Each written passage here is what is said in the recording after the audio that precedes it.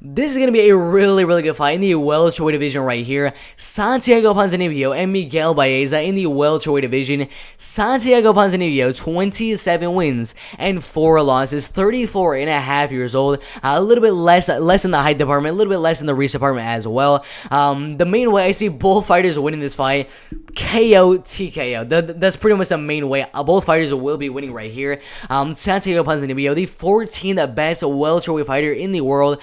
Before the loss of Jing Lian Li in 2018 to 2015, first knockout win, decision win, first knockout win, decision win, and a 4th round knockout win in a main event, beating Court McGee, Gunnar Nelson, Mike Perry, and Neil Magny, and before that, beating Sean Strickland. I believe he fought Leonardo Mafra as well, so he's got a lot of power in his hands. He look way down here. 17 knockout wins, 7 decision wins, and 6 submission wins. His last fight with Jing Lian Li, I don't know, man. He didn't look like Santiago Ponzinibbio.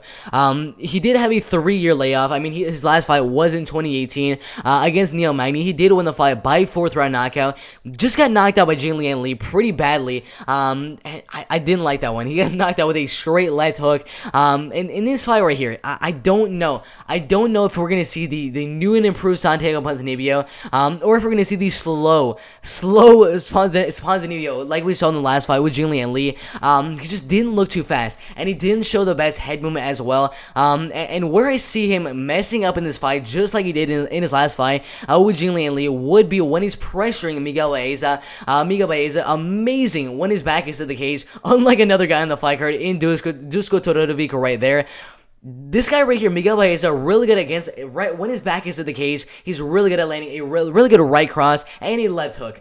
Again, you see the last loss for Santiago Ponzinibbio coming by left hook knockout to Jing Lian Li right there. I think that's the main way that Miguel Baeza will win the fight by knockout, would be when Santiago Ponzinibbio goes forward, tries to get Miguel Baeza backed up where he can land his combinations, but he's going to throw a big shot and Miguel Baeza is going to counter with a left hook or a right cross. And that's the main way I see Miguel Baeza winning the fight right here. Both fighters are going to keep the fight on the feet. I don't really see how much wrestling, grappling, or ground and pound mixed into this fight at all. Miguel Baeza with 7 knockout wins, 1 submission win, and 2 decision wins. The fight will stay on the feet, and I think Miguel Baeza will be on the back foot. Santiago will be moving forward, and Miguel Baeza will look to counter with a left hook or the right cross, which I think will land in the fight. I think either way, whichever fighter will win the fight by knockout. My prediction overall will be Miguel Baeza winning the fight with a nice right cross right on the chin of Santiago Ponzinibbio, knocking him out in the second or third round,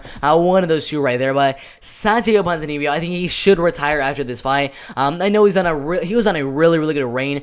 7 fights in a row, even winning a main event on Neil Magny, but I think his time is done. He's been looking a lot slower in his last couple of fights, and for this fight right here with Miguel Baeza and Santiago Ponzinibbio, I think he's going to get caught again. He's going to move forward, and he's going to make these same mistakes as last time with Jing Lian Li, moving forward and getting caught with a right cross or a left hook. So that's my prediction right there. Miguel Baeza winning the fight by KO or TKO in the first or second round right there. It should be a really good fight in the welterweight division right there.